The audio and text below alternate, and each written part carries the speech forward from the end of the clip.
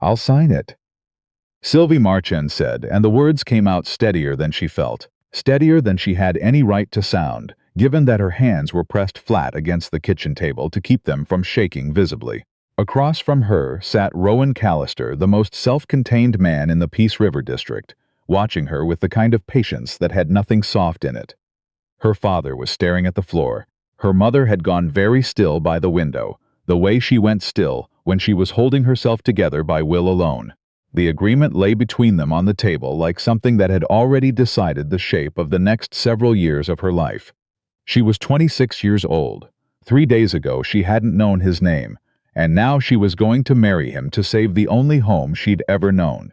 If this story already has your heart, you're in the right place. Subscribe to Dusty Roads, follow this story all the way to its end, and drop a comment telling us what city you're watching from. I want to know exactly how far these stories travel. The morning it started, Sylvie Marchand was halfway up a ladder in the back barn, patching a section of roof that had been leaking since February, when her father called her name from the yard. She knew the tone before she'd even processed the word. Flat, measured. The voice he used when he'd already made a decision he didn't know how to explain. She climbed down. She wiped her hands on her jeans and walked around to the front of the house, and she knew before she reached the porch steps that something had happened. Her father, Henri Marchand, was sitting on the top step with his hat in both hands, turning it in slow circles. He wasn't a man who fidgeted. She had never once seen him fidget. "Sit down, Sylvie." She didn't sit. "Just say it standing, Dad." He exhaled. Long and slow, the way a man exhales when he's been carrying something for too many days already.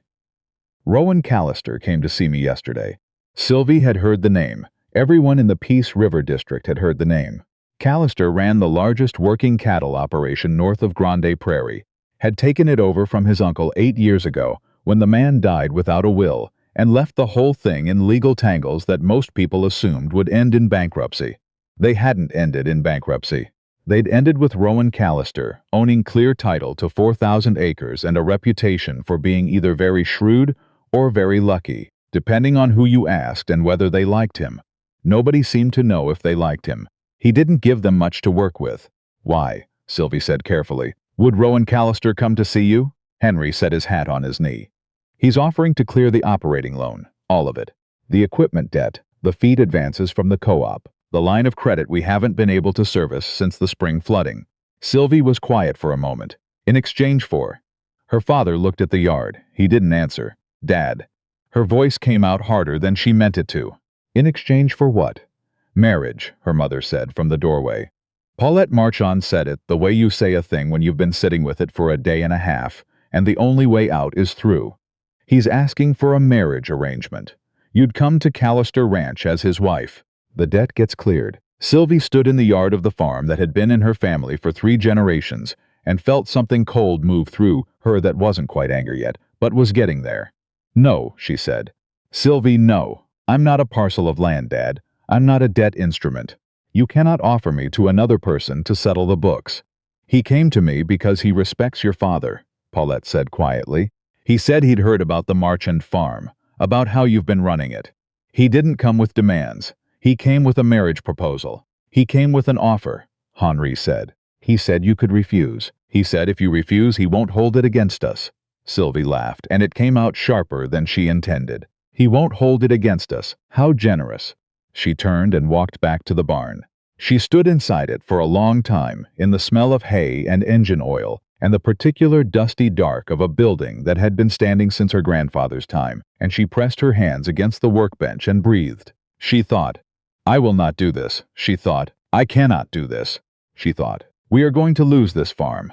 She thought about the numbers she'd been running every month for the past 2 years. The columns that never quite balanced no matter how she moved things around. The spring that had drowned 2 fields, and the equipment loan that had gone from manageable to crushing somewhere around October. She thought about the Marchand name on the gate at the end of the road, the name that had been there before she was born, and that she had assumed her entire life would still be there after her. She went back inside and told her parents she'd meet him. They arranged it for 2 days later at the Marchand kitchen table, which felt entirely wrong. This conversation should not be happening in the room where she'd done her homework for 12 years, where her mother had taught her to make tourtière, where her family had sat every Christmas morning since before Sylvie could remember.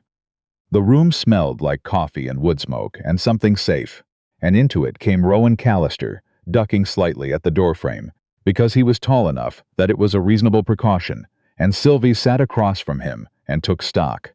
He was not what she'd constructed from the rumors. She'd expected something harder, someone who moved like a man accustomed to getting what he wanted. Instead, he was lean and weathered and quiet in the specific way of someone who had learned that most things didn't require comment. He took his boots off at the door without being asked. He looked at her like she was a person he was trying to understand, not an acquisition he was inspecting. Her parents left the room with an awkwardness that made Sylvie's jaw tighten. "Mrs. Marchand," he said. "Mr. Callister." He folded his hands on the table. "I want to say something first. You can walk away from this conversation and I won't pursue it further. Your family situation won't change because of a no from you. I mean that." She watched him. "Then what exactly are you proposing? A working arrangement? You'd come to Callister Ranch as my wife. Your family's debt is cleared on the day you sign. What I need is a partner for the operational side of the ranch, the household accounts, the worker coordination, the scheduling with the co-op and the feedlot. My operations manager left in March for a job in Calgary, and I haven't replaced him. The work is behind." Sylvie looked at him steadily. "So this is practical, that's what it needs to be." He met her eyes. "I'm not asking for something you don't want to give." She was quiet for a moment. Then she asked the question she'd been sitting with since her mother said the word marriage in the doorway 2 days ago. She didn't dress it up. And the rest of it. What a wife means. Where does that land in this arrangement? Something shifted in his expression. Careful, like a man choosing words he meant to stand behind. "That's not what I'm asking for, not unless it becomes something you choose on your own terms. You'd have your own room, your own space. Whatever this becomes, it becomes slowly, or it doesn't become anything at all. You could be telling me what I want to hear." "I could be," he agreed, without taking offense. "That's a risk you'd be taking." She studied him. "Why me? You could have offered this arrangement to any number of people." He was quiet for a moment. "I heard how you'd been running this place. The way your father talks about you. The fact that he struggled to even make this call. That tells me something about the kind of people the Marchands are. I'd rather go into something like this knowing the person across the table is decent than knowing their land is good." A pause. "And I heard you kept the Marchand operation from going under for 2 years straight on your own. I need someone who isn't afraid of hard work." Sylvie looked at her hands, then back at him. "This isn't what I imagined for myself," she said. "I know that." His voice didn't waver. "I think you're clear-eyed enough to know what it is and make the decision with that clarity." He reached for his jacket. He was almost to the door when Sylvie said, "Mr. Callister." He stopped. "If I come to that ranch," she said, "and anything you've told me turns out to be a lie, I won't be quiet about it. I'll make sure every person in this district knows exactly what kind of man you are."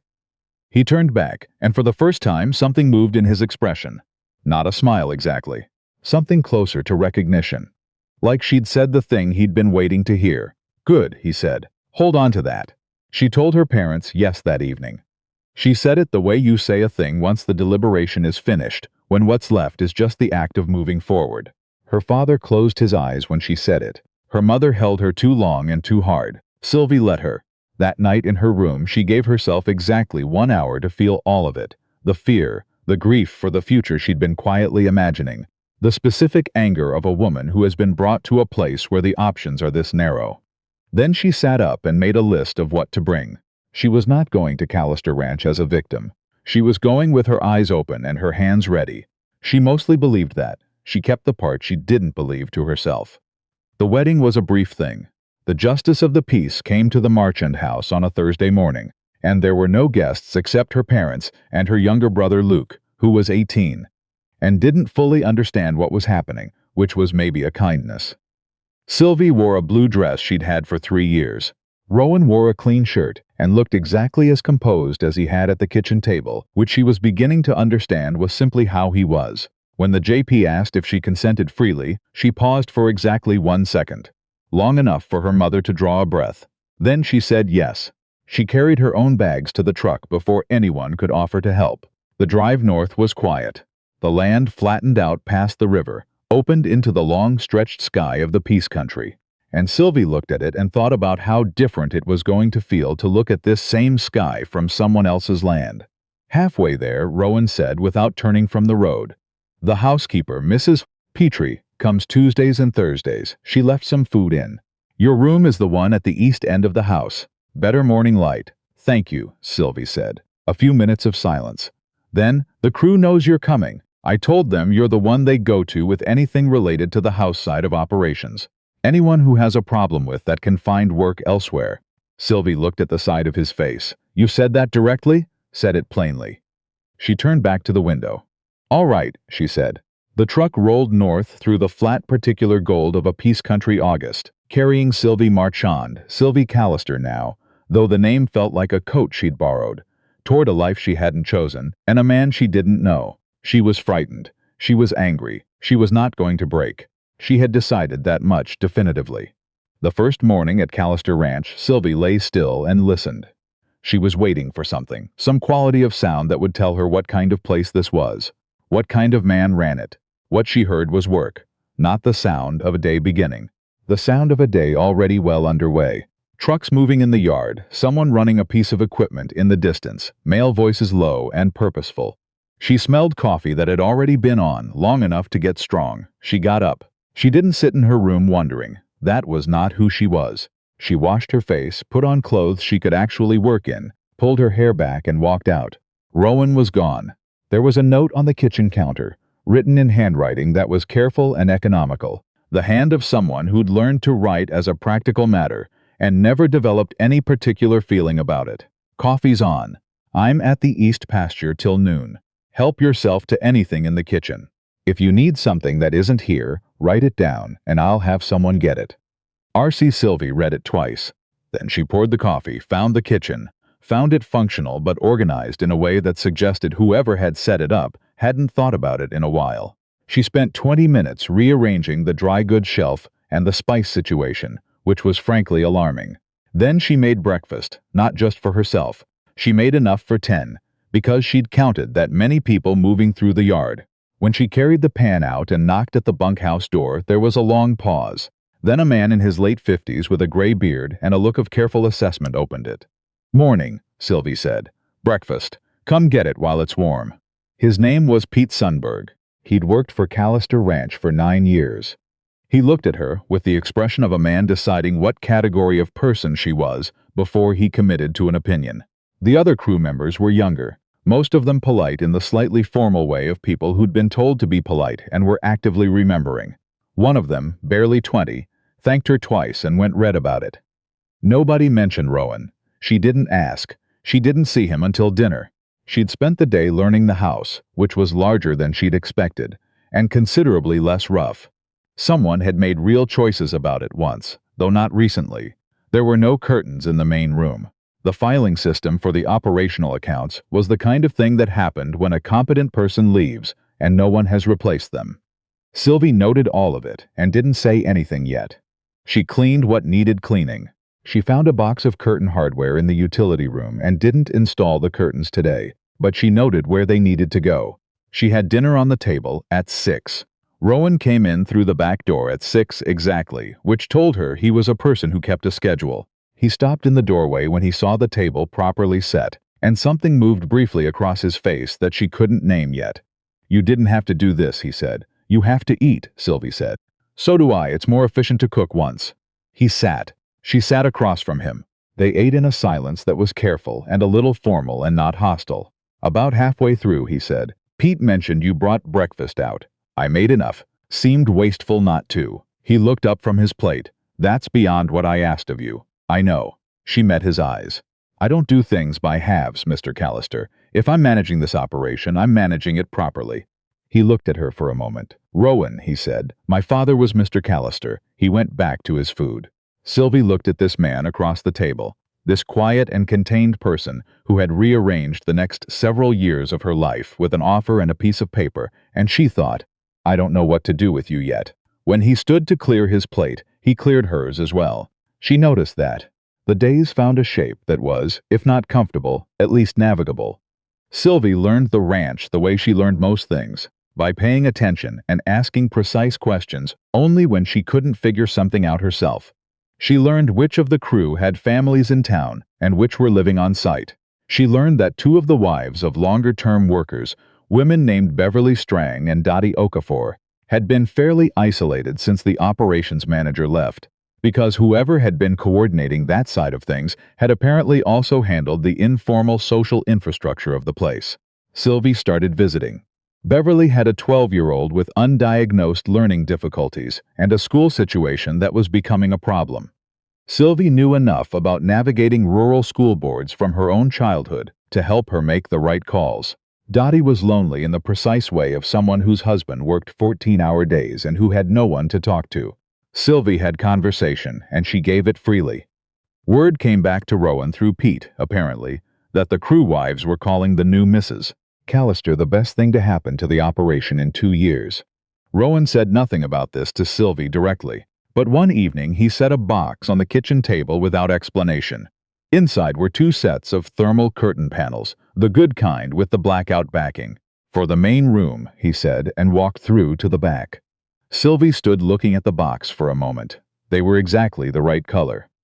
He had noticed which direction the afternoon sun came from and what that would mean in winter. She hadn't said anything about it. She didn't say thank you that night. But the next morning she made his coffee the way she'd observed he took it, strong enough to justify the mug, not so long on the heat that it went bitter, and left it ready at the time he came in from the first round of chores. He noticed that, too. The trouble was the ranch was not a simple place to be, and not because of Rowan. The scale of it was the thing. Sylvie had grown up farming. She understood physical work the way she understood breathing, as a fact of life, not a hardship to be managed. But Callister Ranch operated at a different order of magnitude. The logistics alone were a full-time job. Coordinating feed delivery schedules with the weather, tracking medication inventories for 400 head, managing the relationship with the feedlot in Fairview while keeping the co-op accounts from overlapping. It was the kind of operational complexity that required someone who both understood agriculture and could read a spreadsheet. And Rowan had been doing all of it alone since March. She began to understand something in those first weeks. Rowan Callister had accepted responsibility for an enormous number of things and an enormous number of people, and he had never, not once, as far as she could tell, allowed himself to set any of it down. She saw it in the evenings when he came in from the pasture. She saw it in how he handled bad news from Pete, which Pete seemed constitutionally obligated to deliver at regular intervals. She saw it in the way he sat at the kitchen table some nights after she'd gone to bed, going over the operational accounts with the intensity of a man trying to solve a problem that didn't have a clean solution. One night she came out for water and found him like that. He looked up, and in the half-second before his expression settled back into its usual composure, she saw something she hadn't expected. Not just tiredness. Something deeper than that. Something that looked like the specific exhaustion of a person who had been the only person carrying something for a very long time. "Go to bed," she said quietly. "The numbers aren't going anywhere." He looked at her with an odd expression. Like the instructions surprised him, like he'd forgotten what it felt like to have someone tell him to rest. He closed the laptop. He didn't say anything, but he went. 3 weeks in, Sylvie managed to break the side-by-side ATV in a way that was, in fairness, not entirely her fault, but also not entirely not her fault. She had been trying to sort out why the thing was running rough, which involved an approach that Pete would later charitably describe as thorough.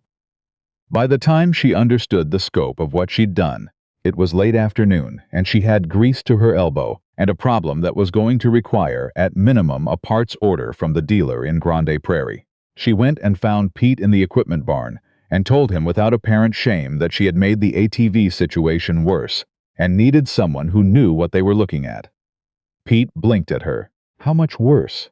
"Let's say I have a better understanding of what was already wrong, plus some additional information."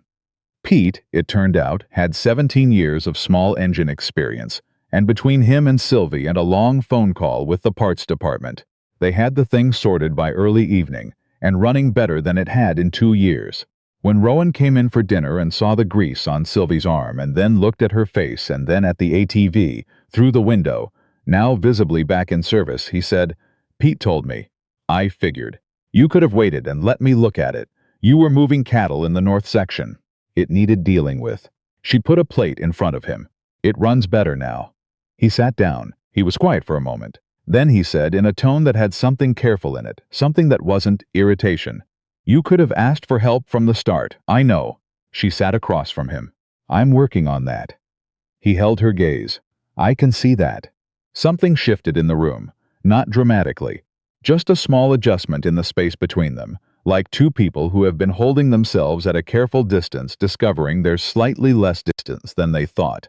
"That ATV," Rowan said, looking down at his plate, "has been running rough since last fall. I know, I could tell when I took the panel off. You could have just told me. I was going to fix it myself." She picked up her fork. "Next time I'll tell you first." "Next time," he said. And there was something in the repetition that wasn't complaint, more like acknowledgement.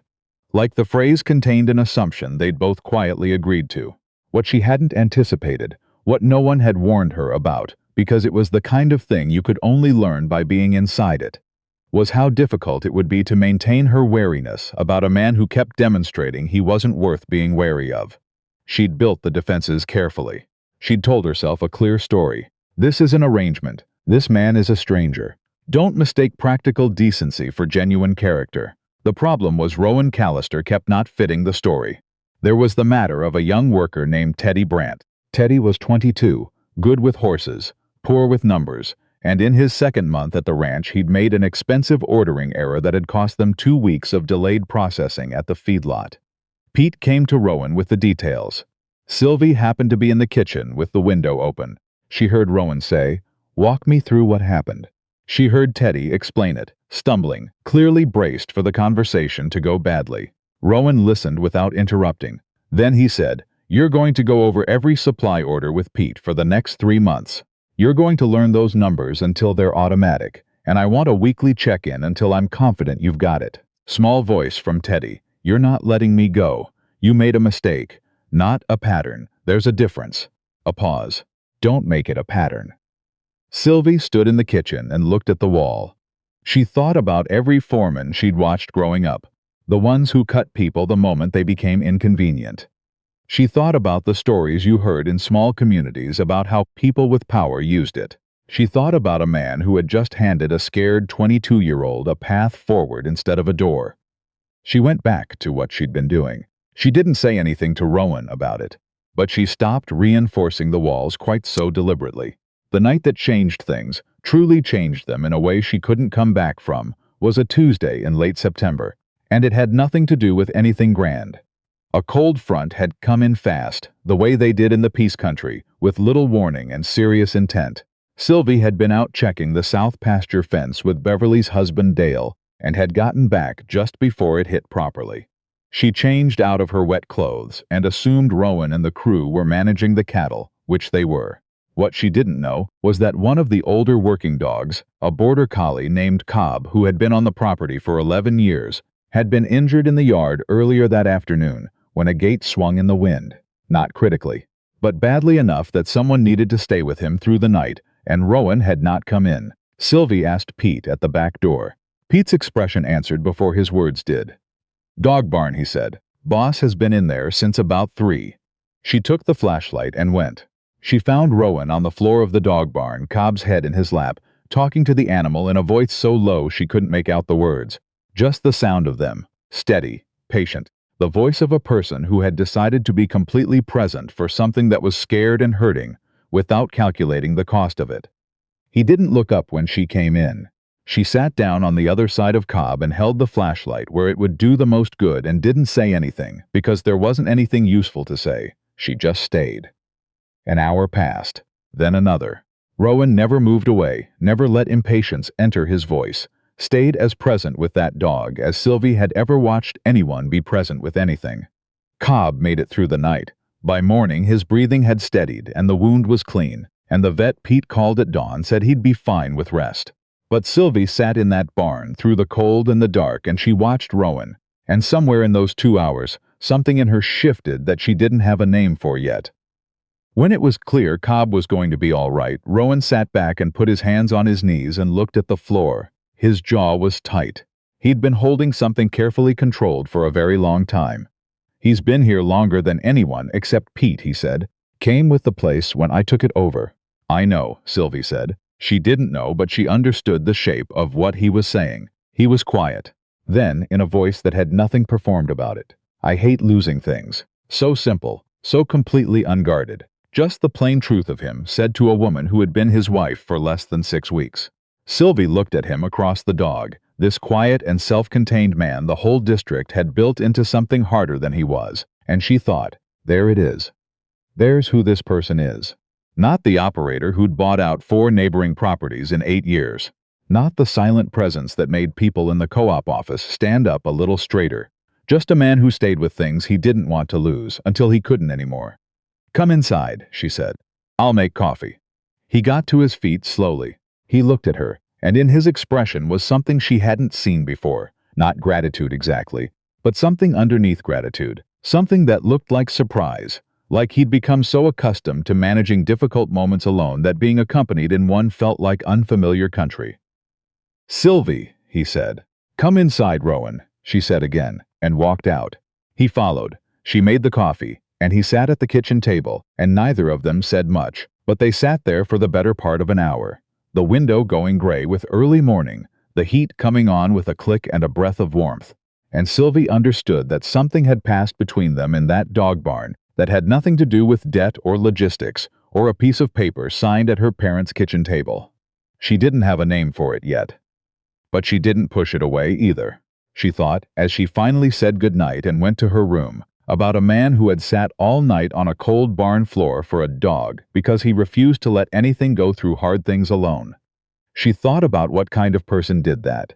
She thought about the person she had assumed he was. She thought about how rarely those two things turned out to be the same. The morning after, Rowan was up before 5. Sylvie heard him. She'd been sleeping lightly. She heard his boots, heard the back door. She lay still for a moment and listened to the quiet. Then she got up and started the coffee. When he came back in an hour later, breakfast was on the table. He stopped in the doorway and looked at it, then at her. "You didn't have to get up," he said. "I was awake." She didn't look up from her plate. "Sit down." He sat. He ate. Neither of them mentioned the night before, which wasn't avoidance. It was more like respect. Some things counted without being processed out loud. But something had shifted, and they both knew it, and that unnamed thing sat at the breakfast table with them and was, in its own way, more honest than anything they'd yet said directly. Pete came in partway through with a question about a delivery from the feed supplier, and Rowan handled it without leaving the table. That was new. He'd always taken those conversations to the yard before, as if he'd been keeping the business of the ranch compartmentalized, separate from her, as though she were a guest who shouldn't be bothered with the actual work. This time he stayed, and when Pete finished explaining the situation, Rowan glanced at Sylvie almost without meaning to, and she said without being asked, "The Ridgemont account or the co-op line?" Pete blinked. "Co-op," Rowan said. "I'll add it to the reconciliation I'm doing Friday." She wrote it down. Pete looked between them with a carefully neutral expression and walked back out. She heard him chuckling faintly around the corner of the house, but she chose not to acknowledge it. November arrived, cold and clear and exact, the way Peace Country Novembers were when they weren't being brutal. Sylvie had been at Callister Ranch for nearly 3 months.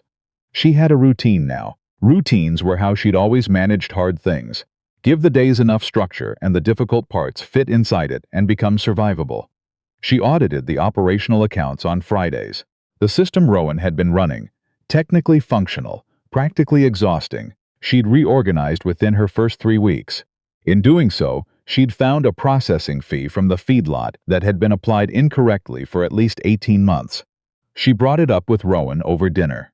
"I found a billing error in the Fairview account," she said. He looked up. "Processing charge. They've been applying the commercial rate to 3 of your lots that should be on the co-op rate. I went back 18 months and they owe you." He stared at her. "How much?" she told him. He set his fork down. "Did you call them?" "I sent the documentation. They've confirmed the error. It'll be credited next cycle." He was quiet for a long moment. "Sylvie, I know you didn't ask me to do that. I know. Do you want me to stop?" He held her gaze, and something moved behind his eyes that she was beginning to recognize. The careful recalibration of a man who had been accounting for everything himself for years and was slowly, reluctantly discovering he didn't have to. "No," he said. "I don't want you to stop." She nodded and went back to her dinner. He watched her for a moment before he did the same. The first time she heard Rowan Callister talked about in town, it cracked the picture she'd been quietly assembling and showed her something underneath she hadn't expected. She'd gone to Grande Prairie for supplies with Teddy, who drove and talked about everything and nothing with the cheerful energy of someone who hadn't yet learned to filter. At the farm supply store, she overheard two older men talking near the seed display. They didn't see her. "Heard Callister got married," one of them said. "Yeah, Marchand girl. Family's been struggling since the flood. Sold her off, did they? That's the talk." A pause. "Poor thing, they say he's cold as a November fence post." "He paid for the Okafor family's fuel all last winter," said the second man, quieter. Unanimous. "Dottie didn't find out till spring. And when the Brandt kid, the boy's father, when Lloyd Brandt had his accident and the family couldn't bring the harvest in, Callister sent 4 men over for a week. Didn't charge, didn't mention it." A beat of silence. "Well," said the first man, slightly deflated, "he still doesn't come to the Rotary. Some people don't need an audience for what they do." Sylvie stood very still behind the shelf of seed packets and looked at the middle distance. She bought her supplies, thanked the clerk, and climbed back into the truck. Teddy asked if she was all right. She said she was fine and told him to drive. She spent the ride back thinking about it. Not shocked, exactly. She'd been watching Rowan long enough to know he wasn't what the surface suggested, but struck by the scope of a generosity that had never announced itself. He hadn't told her about the Okafor fuel. He hadn't told her about the Brandt harvest. She would have bet everything she owned he hadn't told anyone. He was not distant because he was cold. He was distant because he had never needed anything from anyone, and people who don't need anything from you are harder to understand than people who do. She brought it up that evening, directly, the way she brought up most things. "I heard something in town today." He looked up from the clipboard he was reviewing. "About the Okafor family and the Brandt harvest." He went back to the clipboard. "People in town talk too much." Rowan, he didn't answer. "Why didn't you tell me?" "Because it doesn't need telling." He turned a page. It needed doing. It got done. Sylvie sat down across from him and looked at this man, her husband, still largely a stranger, and simultaneously someone she understood at some fundamental level, better than she'd understood most people she'd known for years. "You do this regularly. I have resources. Some people don't. That's not generosity, that's arithmetic. That's not what most people with resources think." He looked up, met her eyes. And there was the expression she'd started cataloging, the one that appeared when she said something that landed somewhere real. "Maybe," he said. "Most people don't." She held his gaze. "Were you always like this, or did something make you this way?" A long pause. The kitchen light was warm and steady between them. "My uncle wasn't," he said finally, "like this. He set the clipboard down. He had money and land, and he knew what they were worth to people who had neither. He liked being owed. Liked that people couldn't say no." He looked at the table surface, not at her. "When I took over this place, I decided whatever I built here was going to work differently." Sylvie said nothing. She understood that some things needed room around them. After a moment, he looked up. "Your family's debt," he said. "I want to be clear. I don't hold it. I cleared it. That's not leverage." Something released in Sylvie's chest. Something she hadn't known was taut until it went slack. "I know," she said quietly. "I wasn't sure you did. I do now." She picked up her coffee. "I did before, actually. I just needed it," said. He nodded slowly. And the thing between them, that unnamed thing that had been sitting at the breakfast table, and in the kitchen, and in the quiet of evenings, got a little larger, a little more defined, like something that had been taking shape for a while, and had finally got close enough to touch.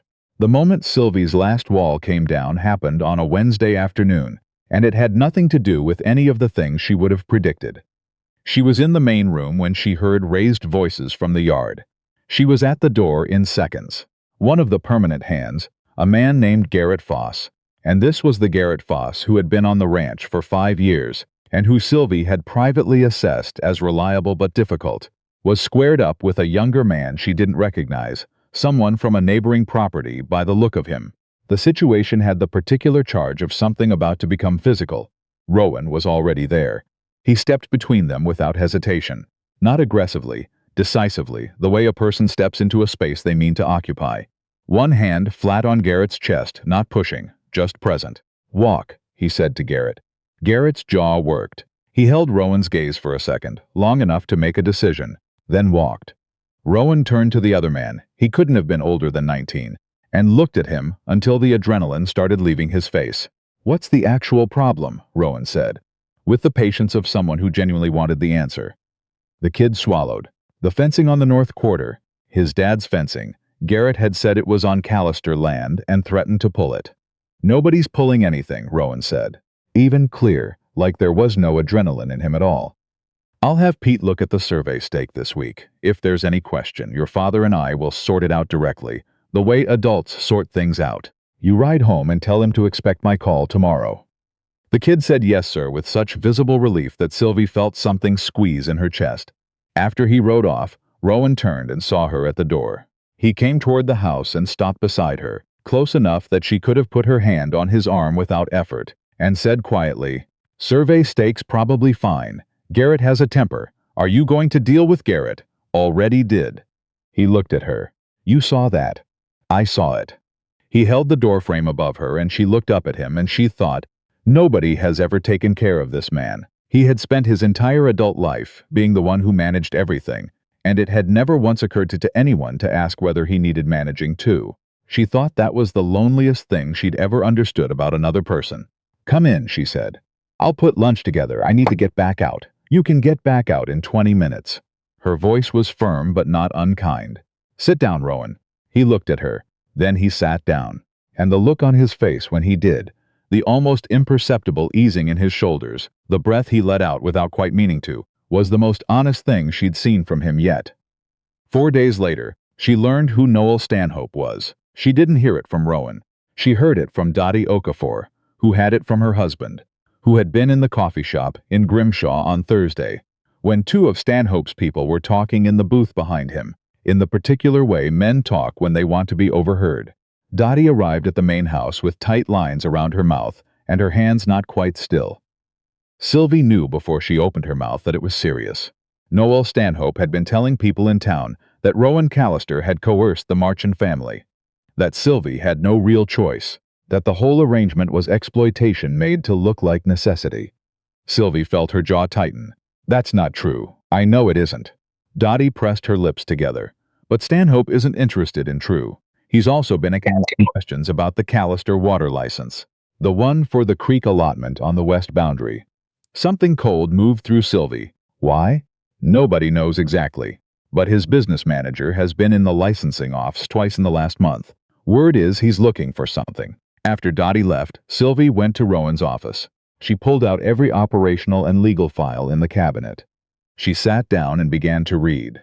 She wasn't sure what she was looking for, but she was going to know these records better than anyone by the time Rowan came in for dinner. When he did come in and found her surrounded by papers, he stopped in the doorway. "What are you doing?" She looked up. "Noel Stanhope has been asking questions about your water license." The stillness that came over Rowan's face was different from his usual quiet. This was the stillness of a man who has heard a name he expected to hear eventually and is now working through what comes next. "Who told you that, Dottie?" Her husband heard Stanhope's people in town. She watched him. "You know who he is?" "Yes." He came into the room. He looked at the papers. He looked at her. "Tell me." He pulled up the chair across from her and sat down.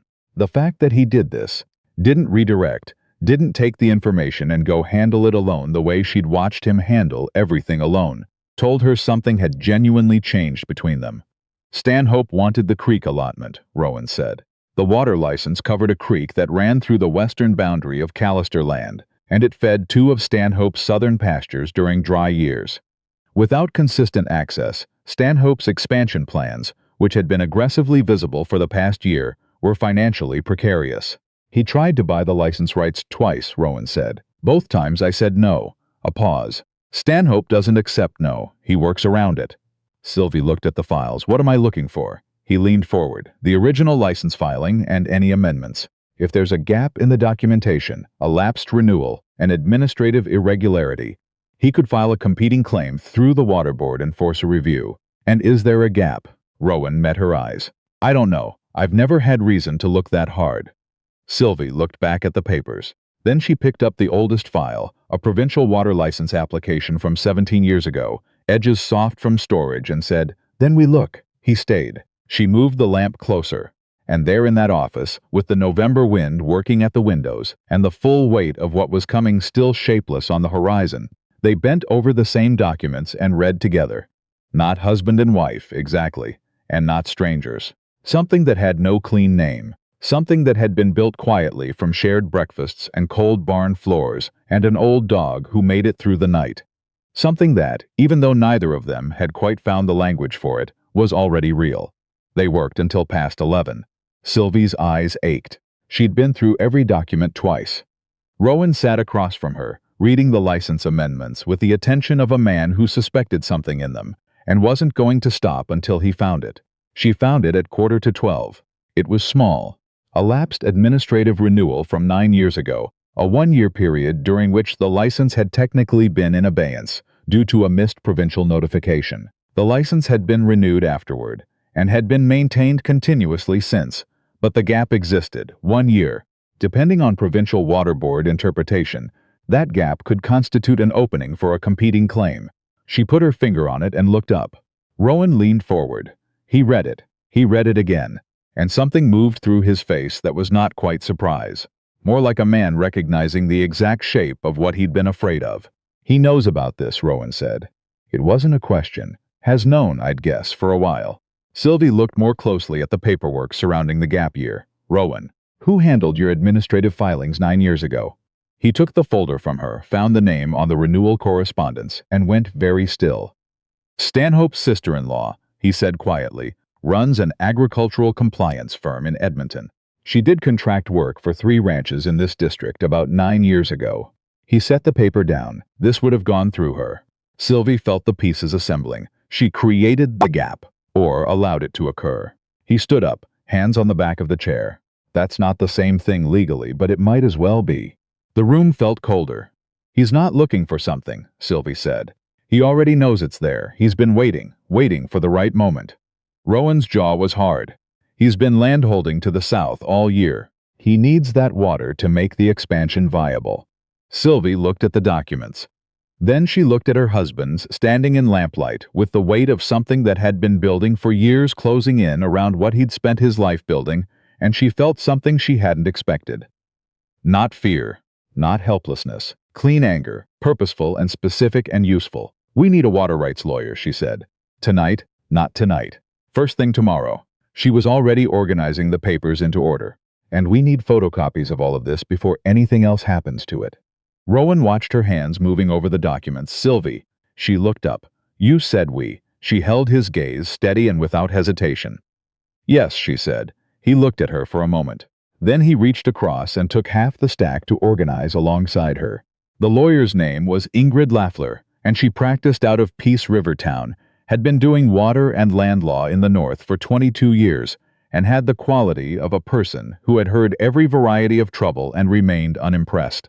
Sylvie liked her immediately. Ingrid read the license history 3 times. She set the folder down and looked at them. The administrative gap is real, she said. The question is whether it was created deliberately. The compliance firm that handled those filings, Rowan said, is run by Stanhope's sister-in-law. Ingrid looked at him over her reading glasses. That's a conflict of interest that's going to be interesting to prove. She paused. Has he filed anything? Rowan leaned forward. Has he? Ingrid opened a desk drawer. She pulled out a document and set it on the desk. A competing claim was filed with the Provincial Water Board 6 days ago. Stanhope is asserting prior entitlement to the allotment based on the lapsed renewal period. She paused. I received a copy this morning as professional notice. The silence in the room had weight. He moved fast, Sylvie said. He's been ready for a while, Rowan said. His hand on the desk edge had gone white at the knuckles. He waited until he thought I was distracted. Sylvie thought. He thought a new marriage would split your attention. He timed this deliberately. She didn't say it out loud. From Rowan's expression, he'd already arrived at the same place. What do we do? She asked Ingrid. You file a counter-response today. You give me custody of these documents. And then you find me something that ties the compliance firm's handling of those filings to an intentional outcome, because right now we have circumstance, and circumstance is not enough for a water board adjudicator. Ingrid looked at Rowan. Do you have any correspondence from that period? Emails, letters, anything from the compliance work? There are files at the ranch. Old binders I haven't looked at in years. Look at them today. They drove back to the ranch in the particular focused silence of people who are both thinking hard about the same thing. Rowan's face was set. Sylvie was already running through what she remembered of the filing cabinet's contents. Pete read their faces the moment they pulled in. He didn't ask. "What do you need?" he said. "Nobody in or out of the office," Rowan said. "Nobody without me or Sylvie there." "Done," Pete said, and walked away without another question. They found it 2 hours into the old binders. Sylvie, working through the second box, found a letter filed out of sequence, tucked behind a feed purchase record from 9 years ago. It was from a provincial water board compliance officer named Aldous Price, addressed to Rowan's uncle. The letter, dated the spring of the gap year, documented a phone conversation in which the compliance firm, specifically the firm's principal, had been asked by the officer to follow up on the renewal notification that should have gone out that year. The officer had noted in writing that the firm's principal had confirmed receipt of the notification, but could not confirm it had been forwarded to the client. The officer had flagged this as a potential administrative failure. The letter had never been acted on. It had been filed, and apparently forgotten. But it was dated, it was on official letterhead, and it documented the compliance firm's knowledge of the missed renewal. "Rowan," Sylvie said. He was across the room. He came to her. He read the letter standing, and she watched his face, the focused reading, then the recognition, then the particular quality of a man who has just found the shape of what he needed and is figuring out what to do with it. "Price documented that the firm knew," Sylvie said. "It's one compliance officer's note, but it places knowledge of the gap with the firm in the year it happened." He looked at her. "With Stanhope's sister-in-law's firm."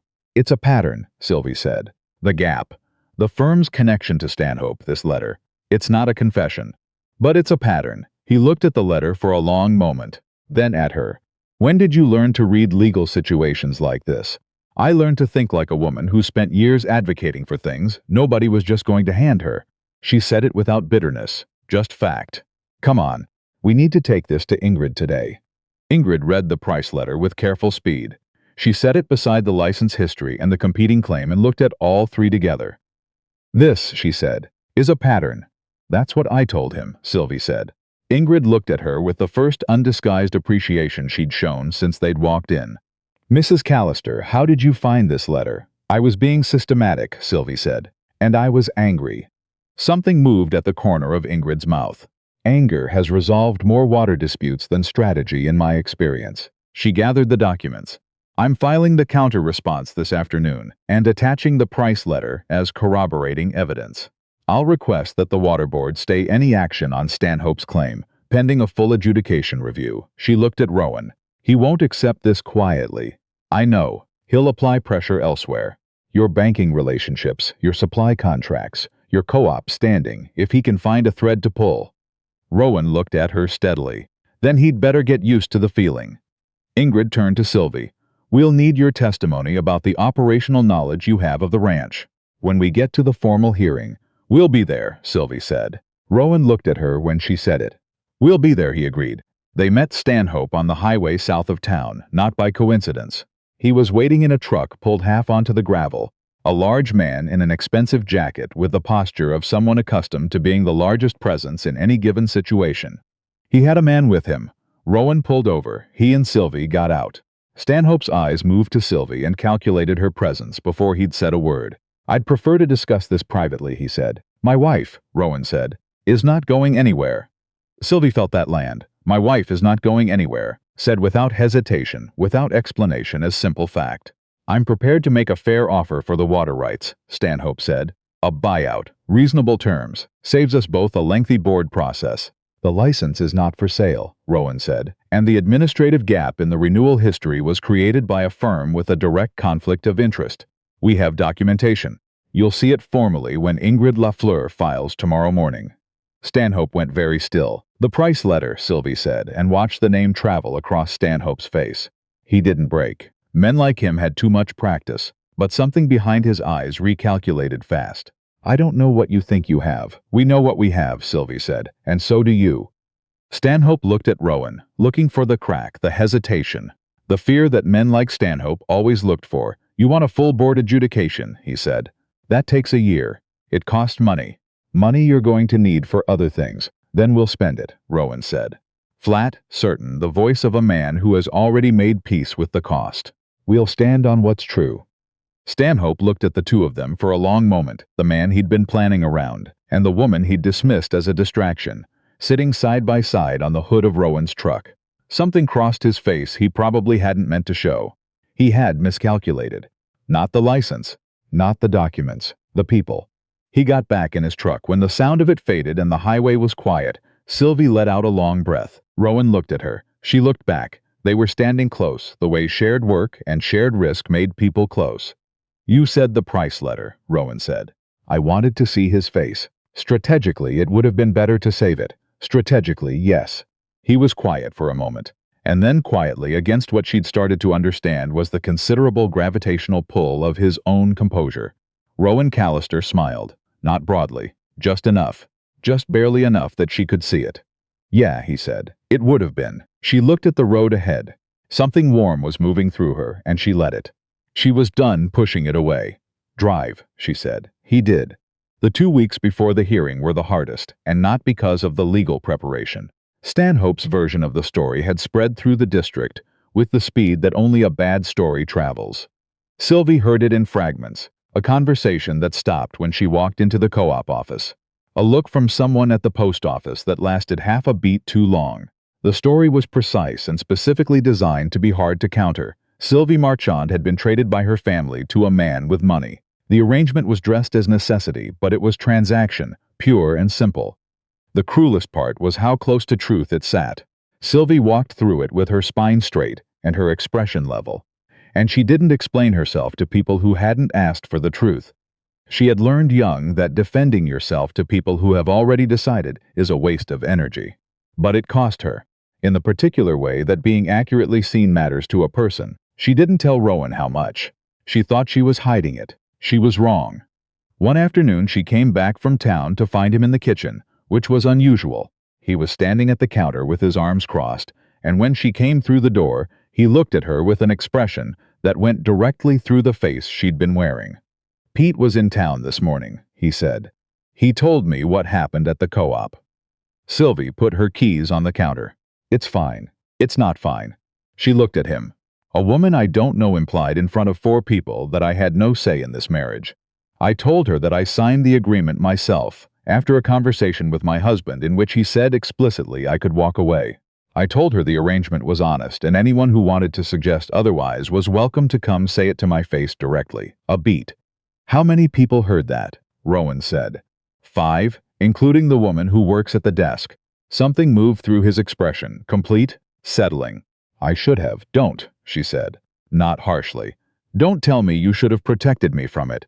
I handled it. I know you handled it. He held her gaze. That doesn't mean you should have had to handle it alone. The words landed differently than she'd expected. She stood in her own kitchen and felt them settle. The specific weight of someone saying plainly, without performance, that they wanted to be beside her in the hard things. Not because she couldn't manage them. Because she shouldn't have to manage them by herself.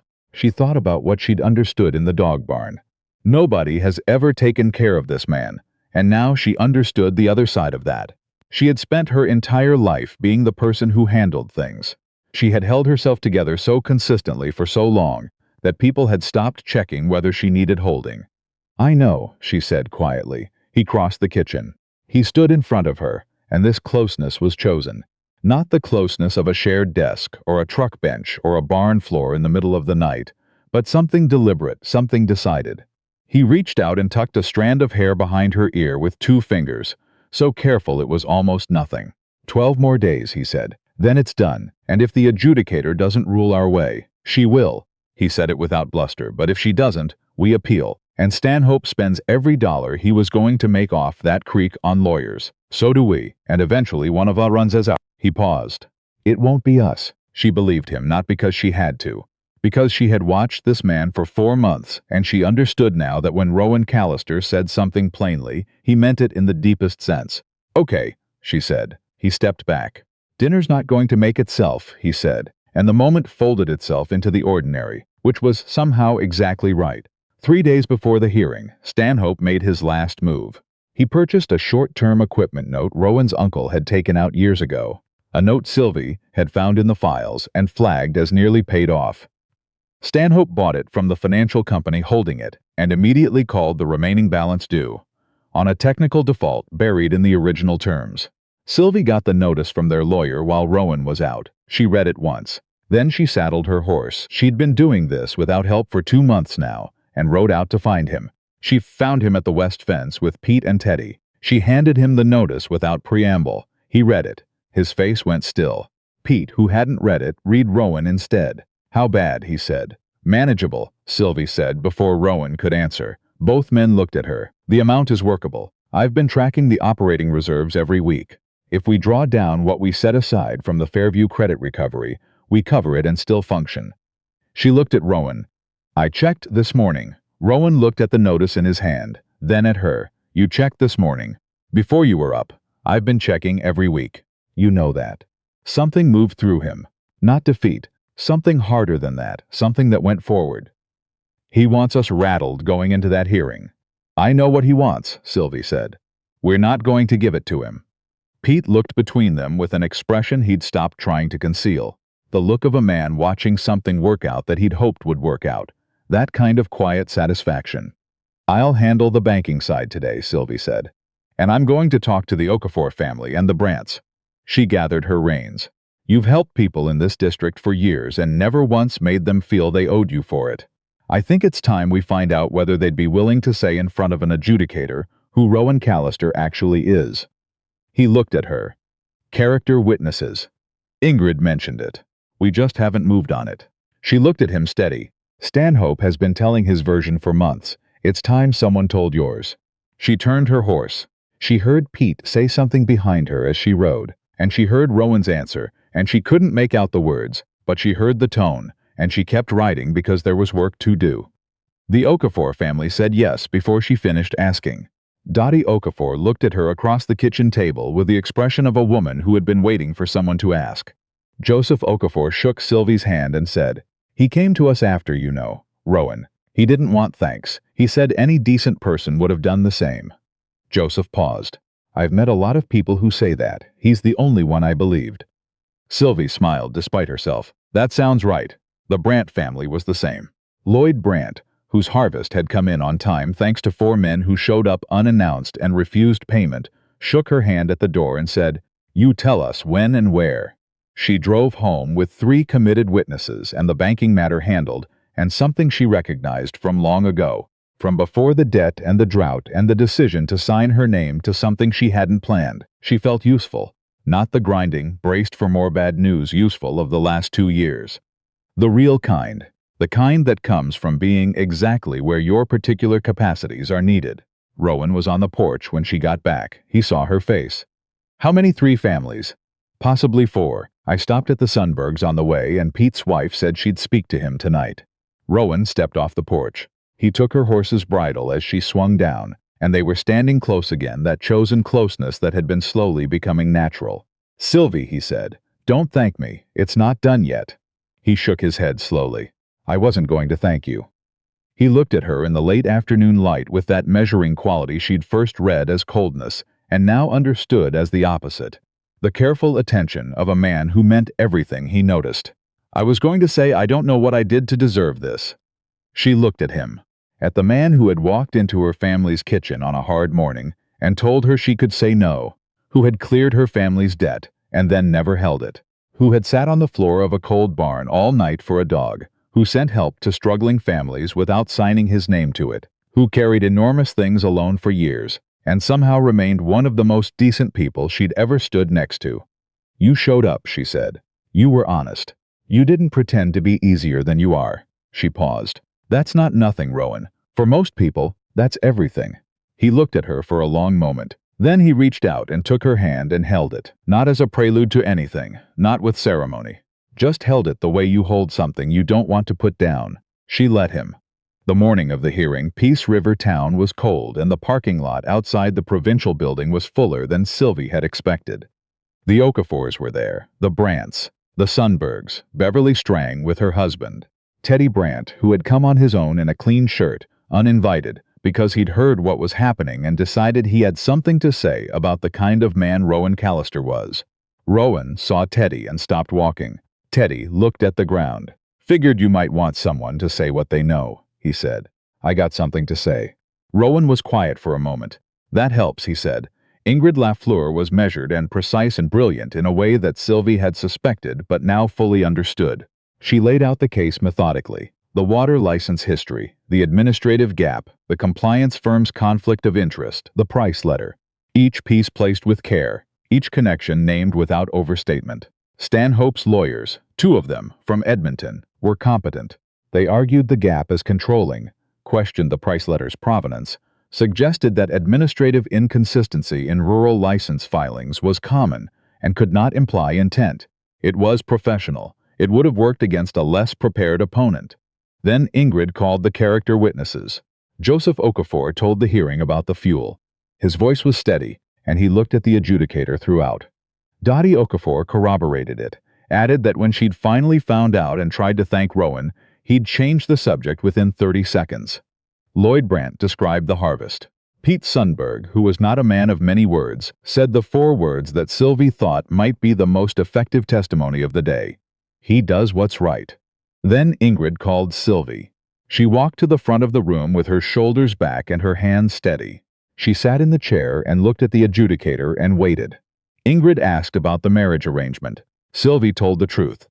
All of it, without softening the parts that were hard. The debt, her family's situation, the conversation at the kitchen table where Rowan had told her she could refuse. She described what he'd said, that the arrangement worked only if she agreed, that she'd have her own space, that whatever came next would come slowly or not at all. Stanhope's lawyer cross-examined. Smooth, indirect. "Wouldn't you say, Mrs. Callister, that the circumstances themselves constituted a form of pressure?" "The circumstances constituted pressure," Sylvie said. "My husband did not. He gave me a choice, and he meant it." She looked at the adjudicator. "I agreed to this marriage because after speaking with Rowan Callister, I determined he was an honest person making an honest offer. I have found no evidence since that I was wrong." A pause. "I have found considerable evidence that I was right." The lawyer tried 2 more approaches. She answered both with the same quality, accurate, undefended, clear. She walked back to her seat. Under the table, Rowan's hand found hers. The adjudicator called a recess. In the hallway, the district families ranged around them in the quiet solidarity of people who have chosen a side. Teddy sat on a bench with his hat in his hands. Nobody talked much. At one point, Rowan said quietly, "She's going to rule for us." "You can't know that," Sylvie said. "No," he looked at her. "But I know we told the truth, and everyone in that room knows it." He paused. "That has to count." She looked at him. And then she said the thing she'd been carrying for weeks, the thing she'd been turning over in the language of logic and practicality because she hadn't been ready to say it plainly until now. "I didn't stay because of the agreement," she said. Low, so only he could hear. "I didn't stay because I had nowhere else to go. I didn't stay because I was afraid of what would happen if I left." She met his eyes. "I stayed because you are the most honest person I have ever stood next to, and you show up for things, and you don't quit on anything worth not quitting on." She paused. "That's why." Rowan Callister, who had never in Sylvie's experience been at a loss, said nothing. He looked at her with something so unguarded, so complete, that she had to look away. She looked at the door. He held her hand. They waited. The adjudicator ruled in their favor. The administrative gap in the renewal was found to have occurred under circumstances that warranted investigation of the compliance firm. The original license was reinstated as the controlling document. Stanhope's competing claim was dismissed. The room was quiet in the way that mattered. The people who had come for Rowan exhaled and then were still, and Maria Okafor hugged Sylvie with the completeness of a person who means a hug entirely. And Teddy pressed his lips together and looked at the ceiling for a moment before he pulled himself together. Ingrid leaned in and said, "The compliance firm referral goes to the provincial regulator. This doesn't end here. You may have to testify again." "We'll be there," Sylvie said. Rowan looked at her. "We'll be there," he said. The drive home was different from every drive they'd taken before. The urgency was gone, the thing they'd been carrying, the documents, the timeline, the weeks of preparation, had resolved, and what was left in its place was something quieter and more permanent. They drove for a while in silence. Then Rowan said, "The south pasture needs the water access rerouted before freeze." "I know. I put it in the materials order last week." He glanced at her. Before or after you were organizing character witnesses and managing the banking? During, she said. He was quiet. And then he laughed. Not the contained, brief version she'd heard before, but the other kind. The kind that came from somewhere deep and lasted longer than expected. The laugh of a man who has set something very heavy down and is only now understanding how long he'd been carrying it. She started laughing too, and they drove the rest of the way home like that, not about anything specific, just the accumulated relief of two people who had been holding themselves very tightly for a very long time. Months later, Callister Ranch was different. Not visibly, the cattle were the same cattle. The fences were the same fences, some of them newly repaired.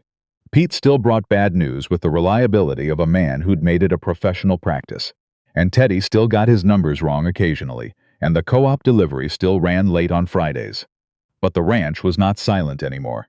On a morning in early spring, Sylvie walked the west boundary with Rowan, checking the fence line where the new survey stakes had been set. The creek was running clear and cold beside them, the same creek that Stanhope had tried to take and that was unambiguously, legally documented theirs. The grass was coming back. The sky above the Peace Country was the specific wide blue that only existed at this latitude in April, and it went all the way to the horizon in every direction. Rowan stopped walking. She stopped beside him. "I want you to know something," he said, in the voice he used for things he meant most, quiet, direct, no embellishment. "Whatever I told myself at the beginning about practicality, about what this was and what it wasn't." He looked at her. "I was wrong. You were never a transaction. You were never part of what I was trying to solve." A pause. "You became something I didn't know I was missing." Sylvie looked at this man who had waited up when she was late from town, who had asked her opinion on decisions he could have made alone, who had never once in 8 months made her feel like anything less than a full person with full standing in her own life. "I know," she said softly. "I became part of the life." He took her hand, and they stood in the morning of the Peace Country, with the April wind moving through everything around them, and Sylvie thought about a woman who had pressed her hands flat on a kitchen table to keep them from shaking and said yes to something she was afraid of. She thought about what it had become instead. Not survival, not an arrangement, not a practical solution to a problem she hadn't chosen. A life, a real and particular and chosen life, built from scratch in a she hadn't planned to be, beside a person she hadn't planned to love. She had been afraid. She had been angry. She had been so certain that circumstances had taken something from her. And on the other side of all of it, on the other side of every cold morning and every careful dinner and every moment she had refused to break, she had found something no agreement could have guaranteed and no debt could have purchased. She had found someone worth staying for, and she had been brave enough, just barely, just enough to stay.